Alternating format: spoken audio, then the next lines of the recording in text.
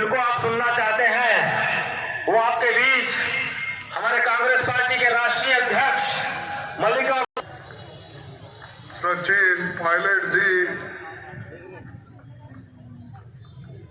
दीपक बैद जी, चरणदास महंत जी, जयराम रमेश जी, हर राज्य में भारत जोड़ो न्याय यात्रा को एक रिस्पांस मिल रहा है, या जो उसको लोग कितने दिल से इस यात्रा को चाहते हैं और अन्याय के विरुद्ध लड़ने के लिए सभी लोग तैयार हैं। और खासकर छत्तीसगढ़ के लोग ये एक होकर कांग्रेस के साथ पहले भी जुड़े थे, आज भी जुड़े हैं और राहुल जी की यात्रा को वो पूरा यशस्वी करके दिखाएंगे। भाइयों, राहुल की यात्रा न्याय के 5 लक्ष्यों पर केंद्रित है। एक है युवा न्याय, दूसरा किसान न्याय, तीसरा नारी न्याय, चौथा श्रमिक न्याय, 5वां भागीदारी न्याय। इसके लिए वो सारे देश में आज पैदल चल रहे हैं, लोगों से मिल रहे हैं और बस से जा रहे हैं। कहीं कहीं जो दिक्कत होती है उस दिक्कत को भी झेलते, हालांकि उनका आरोग्य उतना ठीक नहीं है, फिर भी वो लोगों से मिलने के लिए, युवाओं से, किसानों से मिलने के लिए बहुत आतुर है और वो अपनी यात्रा पूरा करना चाहते हैं। किसी भी हालत में, किसी भी कीमत में महाराष्ट्र तक पहुंचकर जो संदेश पार्टी ने देता हो और उनके लिए मैं आशा करता हूं कि यशस्वी होकर सामान्य जनता और अपने लिए जो व्यक्ति काम करता है वो तानाशाही होता है, वो हिटलर जैसा होता है। ये डेमोक्रेसी में, लोकतंत्र में विश्वास रखने वाला व्यक्ति नहीं होता। और इन्होंने गारंटी दी थी पहले 2-2 करोड़ नौकरियां देने की, दिया था या नहीं? नहीं दिया था। फिर मिला आपको? नहीं मिला। जिनको नहीं मिला हाथ उठा के बोलिए। तो ये मोदी सच है क्या झूठ है? आप ही बोलिए। 2 करोड़ नौकरियों की आस बोला, गारंटी बोले, कहा है वो गारंटी? अरे वही गारंटी आप पूरा नहीं किए, अब नए गारंटी बोल रहे हो। अब दूसरा, मोदी जी और भी बोले कि किसानों को नहीं, तो ये भी झूठ हो गया। तीसरा, 15-15 लाख रुपए सभी इन वायदों को उन्होंने कहा कि हर एक के जोब में 15-15 लाख बाहर का काला धन लाऊंगा, कांग्रेस वाले वहां रखे थे वो मैं लाके दूंगा बोला। दिया 15 लाख, लाया 15 लाख। तो ये झूठ है सच है? तो इसीलिए भाइयों, जो आदमी 2014 में झूठ बोला, 2019 में झूठ बोला, ऐसा आदमी फिर बार बार गारंटी बोल रहा है। इसका गारंटी पे भरोसा मत करो। ये लोगों को खत्म करने के लिए और सबको एक दिशा, अच्छे ना 15,000 कल ही राहुल जी हसदेव बचाओ आंदोलन के लोगों से मिले और उनके आंदोलन को कांग्रेस पार्टी का समर्थन दिया। और हम ये चाहते हैं कि ये जो हमारे लोग हमेशा काम करते हैं, जो पार्लियामेंट में करते हैं, लोकसभा अपने असेंबली में करते हैं, ऐसे हमारे 30 विधायकों को ये चर्चा करने के ये मोदी जी का हमेशा कोशिश रहा। और कांग्रेस जब हुकूमत में थी, ये तो सेंटर में 72,000 करोड़ हमने दिया, लेकिन यहाँ छत्तीसगढ़ में कांग्रेस की सरकार जो थी वो 2 घंटे में 9,000 करोड़ रुपए छत्तीसगढ़ के किसानों को माफ कर दी। याद है नहीं? क्या बघेल थी? ये क्या भाग्य है? सही है, ठीक है। तो 9,000 करोड़ यहाँ पर कर्जा माफ हुआ, ये भी कांग्रेस के जमाने में हुआ। और मोदी जी की और एक जादू, पीएम फसल बीमा योजना, ये प्राइवेट इंश्योरेंस कंपनी को इनको दिया, और वो प्राइवेट कंपनी को कितना मुनाफा हुआ? इस 10 साल में 40,000 करोड़ रुपए प्राइवेट कंपनियों को हुआ। ये दावे के साथ हम कहते हैं, ये पार्लियामेंट में हम हमारे प्रश्न को उत्तर दिया गया है। ये मोदी जी गरीबों को देखते नहीं, किसानों को देखते नहीं, वो सिर्फ अमीरों को देखते हैं और लोगों को कहते हैं कि मैं एक बैकवर्ड हूं, मैं गरीब हूं, मैं चाय बेचने वाला। अरे भाई, आप चाय तो बेचो, कुछ तो बेचो, लेकिन देश को मत बेचो। गरीबों के संपत्ति को मत बेचो, पब्लिक सेक्टर्स को मत बेचो। ये हमारी संपत्ति है, हमारे खून से बनी हुई ये संपत्ति है। नेहरू जी के जमाने में ये पब्लिक सेक्टर हमने लाया, उन्होंने अपनी जाति को, उस जाति को मैं ब्लेम नहीं करता, कोई गरीब होते हैं, कोई अमीर होता है, लेकिन इन्होंने अपने लिए बताने के लिए ये बड़ा, मैं भी एक बैकवर्ड हूं, ये 2014 में यही बोले।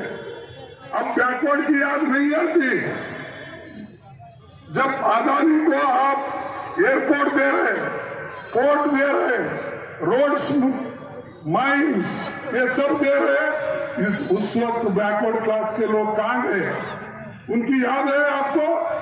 स्कॉलरशिप नहीं मिलता उनके बच्चों को, याद है आपको? गरीबों को खाना नहीं मिलता था, इसीलिए सोनिया गांधी जी ने फूड सिक्योरिटी एक्ट लाकर उन्होंने लोगों का पेट भरने का काम किया। तो मोदी बोले, मैं 80 करोड़ लोगों को फ्री अनाज दे रहा हूं। कहां से दे रहे भाई?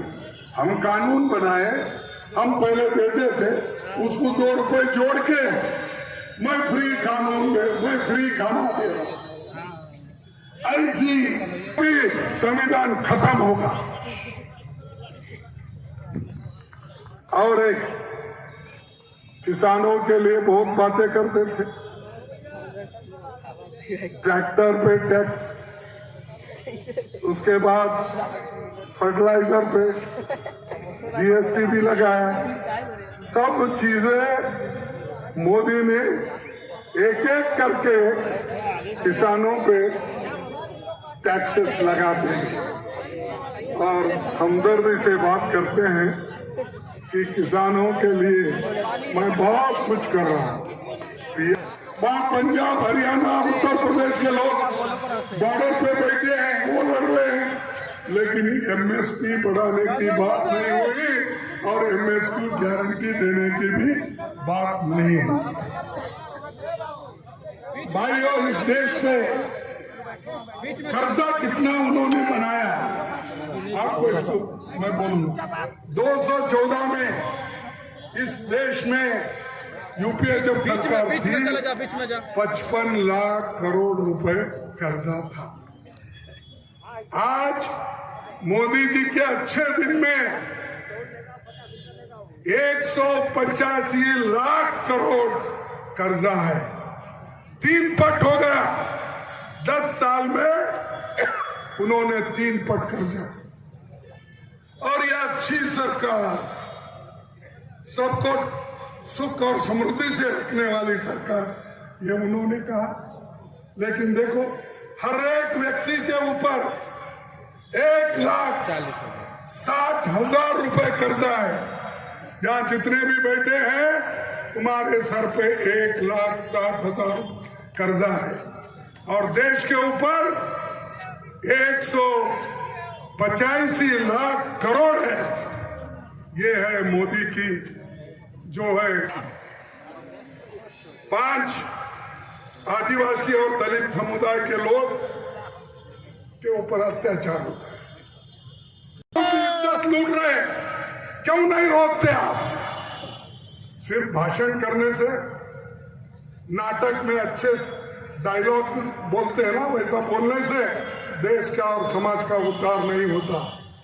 समाज का उद्धार अगर होना है, वो पंडित जवाहरलाल नेहरू जी के मार्ग पर चलना होगा। बाबा साहब अंबेडकर के संविधान के ऊपर हमेशा या तो ओबीसी के नाम पे वोट मांगते हैं, या के धर्म के नाम से मांगते हैं, कभी भगवान के नाम से नाम मांग लो। देखिए, हर एक की आस्था होती है, हम किसी को कुछ नहीं बोलते। लेकिन शोषित की पार्टी है, ये गरीबों की पार्टी है, उनकी अमीरों की पार्टी है। आप ये याद रखो, तुम्हारे लिए काम करने वाले कांग्रेस वाले वो गरीबों के लिए हैं, लेकिन मोदी अमीरों के लिए। और अमीरों के लिए काम करने वाला कुछ भी उनको दे सकता है। अब जमीन दे रहा है, एयरपोर्ट दे रहा है, पोर्ट दे रहा है, माइनिंग दे रहा है, खजाना तो वो लोग लूट रहे हैं, बैंकों से लोन ले रहे हैं, वो भाग रहे हैं। और आज हमको सतर्क रहना चाहिए। छत्तीसगढ़, ये पहले मैं जब आता था, एक स्लोगन रहता था यहाँ पर, ये क्या कहते थे? छत्तीसगढ़िया सबसे बढ़िया। अरे भाई, बढ़िया करके दिखाओ, इस मोदी को भगाओ। हमको एमएसपी खरीदने का, किसानों का जो क्रॉप्स, उसकी गारंटी हम देते हैं। हमारी गवर्नमेंट जब आएगी तो ये लीगल गारंटी जरूर होगी, ये पहली गारंटी है हमारी। और जयराम रमेश जी, दीपक बेद जी, महंत जी,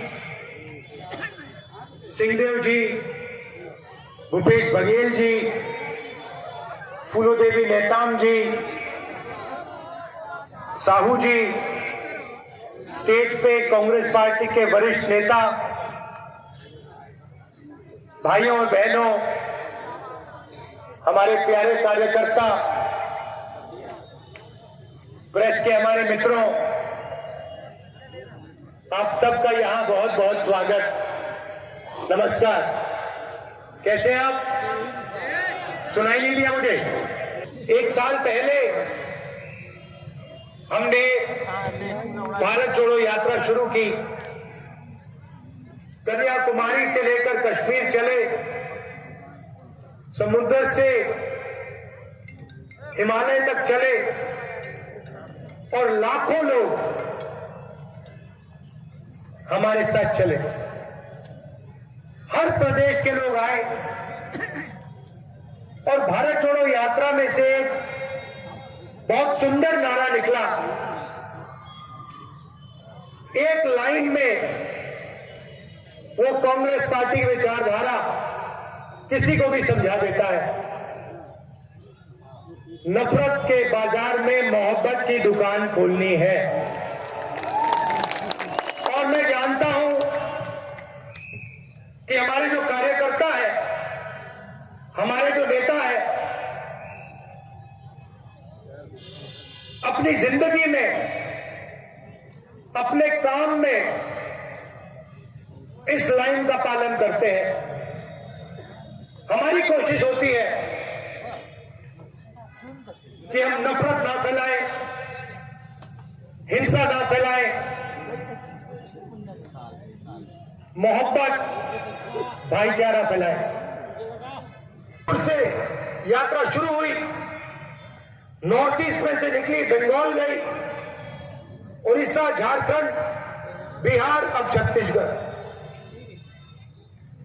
और पिछले कुछ दिनों से हम छत्तीसगढ़ से निकल रहे हैं, आदिवासी इलाके से निकल रहे हैं। रोज हम आपकी बात सुनते हैं, 6-7 घंटे। आज सुबह हमने किसानों से बात की, कल आदिवासियों से बात की। यहां पे जो अदानी जी आपकी जमीन छीन रहे हैं, जिनकी जमीन ली जा रही है, उनसे बातचीत की। जो आपके दिल में डर है, कठिनाइयां हैं, वो हम सुनने आए। और शाम को 6-7 घंटे सुनने के बाद हम 15-20 मिनट जैसे आज भाषण कर रहे हैं, वैसे आपको भाषण करके अपनी बात रखते हैं।